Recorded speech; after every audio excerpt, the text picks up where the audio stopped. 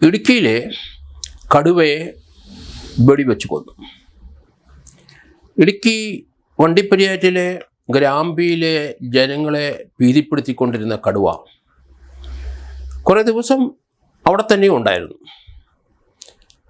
പല സന്ദർഭത്തിലും ഫോറസ്റ്റുകാരെ കബളിക്കപ്പെട്ടു. അവരെ ലൊക്കേറ്റ് ചെയ്യാൻ വിചാരിച്ചിട്ട് നടക്കുന്നില്ല. മയക്കുവെടി വെച്ച് പിടിക്കാൻ തന്നെയായിരുന്നു തീരുമാനം.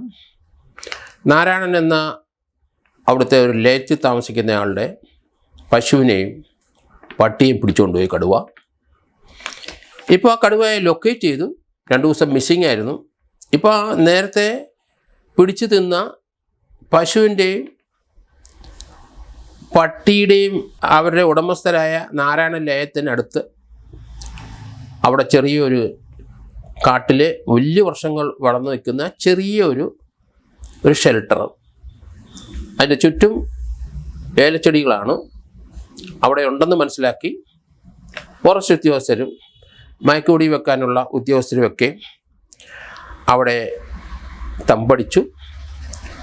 വളരെയധികം ഭയപ്പെടുത്തുന്ന ഒരു ഏരിയയാണത്. കാരണം കടുവയെ ഒരടി അടിച്ചാൽ ആൾ മരിച്ചത് തന്നെ. കാരണം അതിൻ്റെ ആ അടിയുടെ പവർ അത്ര അധികം ഉഗ്രമാണ്. സിംഹത്തിനെ വരെ കടുവ അടിച്ചു വീഴ്ത്തും. ആനയെ അതുപോലെ അടിക്കാൻ പവറുള്ള, ഏറ്റവും അതിശക്തമായ പവറുള്ള കൈയാണ് കടുവയ്ക്ക്. ആ കടുവയുടെ അടുത്തേക്കാണ് ഫോറസ്റ്റ് ഉദ്യോഗസ്ഥർ നീങ്ങിയത്. അവരുടെ ഡോക്ടർ അനുരാജും സംഘവും അങ്ങോട്ട് നീങ്ങി. അത് ക്യാമറയെ പകർത്തിക്കൊണ്ടിരുന്ന ചാനലുകാരും അതുപോലെ തന്നെ ഫോറസ്റ്റ് ഡിപ്പാർട്ട്മെൻറ്റുകാരും. ഏതായാലും 5-8 ഉദ്യോഗസ്ഥന്മാർ കടുവയുടെ അടുത്തേക്ക് നീന്തി അവരെ മയക്കുവെടി വെക്കാൻ തയ്യാറായി. ആദ്യത്തെ ഡാർട്ട് വെടി ഉതിർത്തെങ്കിലും അത് പാളിപ്പോയി. രണ്ടാമത്തെ ഡാർട്ട് അവൻ്റെ ദേഹത്ത് കൊണ്ടു. മയക്കുവെടി ഏറ്റു. എങ്കിലും അവൻ സൈലൻ്റായിട്ട് നിന്നു. ഫോറസ്റ്റ് ഉദ്യോഗസ്ഥരും വെറ്ററിനറി ഡോക്ടറും ആ മയക്കുവെടിയുടെ കൊണ്ട് അവൻ്റെ അടുത്തേക്ക് അടുക്കില്ല എന്ന് പറഞ്ഞ് 3ാമത്തെ വെടി വെക്കുന്ന സന്ദർഭത്തിൽ കടുവ അവരുടെ ക്ലോസ് റേഞ്ചിൽ നിന്ന് ആ വെറ്ററിനറിയും ഫോറസ്റ്റ് ഉദ്യോഗസ്ഥന്മാരെ നേരെ ചാടി. അപ്പോൾ തന്നെ ബുദ്ധിമാന്മാരായ ഫോറസ്റ്റ് ഉദ്യോഗസ്ഥർ അവരുടെ ആ പ്ലാസ്റ്റിക് ഷീൽഡ് പ്രൊപ്പലൈൻ ഉണ്ടാക്കിയതാണ്. വളരെ ഹാർഡാണ്, വെടിയുണ്ട കയറാൻ ബുദ്ധിമുട്ടാണ്. അത് വെച്ച് ഇവൻ്റെ ചാട്ടത്തിലെ ആദ്യത്തെ അടി അതുകൊണ്ട് തടുത്തു. അത് വളഞ്ഞൊടിഞ്ഞ് കീറിപ്പോയെന്നാണ് പറയുന്നത്. കാരണം കടുവയുടെ അടിയുടെ പവർ അത്രയുണ്ട്. അത് തടഞ്ഞു. ഈ പ്ലാസ്റ്റിക് ഷീറ്റ് കൊണ്ട് അവർ തടഞ്ഞു. രണ്ടാമത്തെ അടി അവിടുത്തെ ഫോറസ്റ്റ് ഉദ്യോഗസ്ഥൻ്റെ ഹെൽമെറ്റിലാണ് കൊണ്ടത്. അത് പൊട്ടിപ്പൊളിഞ്ഞു പോയി. കാരണം ക്ലോസ് റേഞ്ചിലാണ് ഇവർ നിൽക്കുന്നത്. രക്ഷയില്ല, കടുവയെ കൊന്നേ പറ്റുള്ളൂ. 2-3 ഷാർപ്പ് ഷൂട്ടേഴ്സ് അവിടെ ഉണ്ടായിരുന്നു. അവർ ഉടൻ തന്നെ മനുഷ്യജീവനെ രക്ഷപ്പെടുത്താൻ വേണ്ടിയിട്ട് വെടിയുതിർത്തു. കടുവ ചത്തു വീണു. ഫോറസ്റ്റ് ഉദ്യോഗസ്ഥരെയും വെറ്ററിനറി സംഘത്തിനെയും അവിടെ കൂടിയ ആ ക്യാമറാമാൻ, അത് ചാനലിൻ്റെ ആയാലും ശരി ഫോറസ്റ്റിൻ്റെ ആയാലും ശരി, അവനെ അഭിനന്ദിക്കുന്നു. ക്ലോസ് റേഞ്ചിൽ എന്താണ് അവിടെ നടക്കുന്നതെന്ന് പരാതി വരാൻ സാധ്യതയുണ്ട്. അതുകൊണ്ട് ക്യാമറാമാൻ ക്ലോസ് റേഞ്ചിൽ തന്നെ നിന്ന് ഫോട്ടോ എടുത്തുകൊണ്ടിരുന്നു. എന്തായാലും അതൊക്കെ നമുക്ക് കാണാൻ കഴിഞ്ഞു.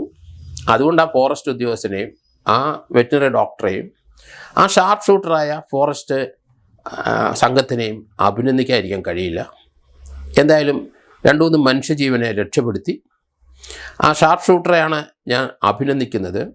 കാരണം ക്ലോസ് റേഞ്ചിൽ പോയിരുന്ന് മയക്കുവെടി വെച്ച് തയ്യാറായവരെ മാത്രമല്ല, കാരണം അവരുടെ മനുഷ്യജീവൻ, അവരുടെ ജീവൻ രക്ഷപ്പെടുത്തിയ ആ ഷാർപ്പ് ഷൂട്ടർ ക്ലോസ് റേഞ്ചിലായാലും ശരി, ഉന്നം പിഴയ്ക്കാതുള്ള വെടി അവർക്കതിന് പരിശീലനം ലഭിച്ചിട്ടുണ്ട്.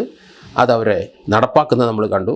അതുകൊണ്ട് ഫോറസ്റ്റ് മന്ത്രി അടിയന്തരമായിട്ട് ഇവർക്ക് അവാർഡ് പ്രഖ്യാപിക്കണം. പാരിതോഷികമാണ് കൊടുക്കേണ്ടത്.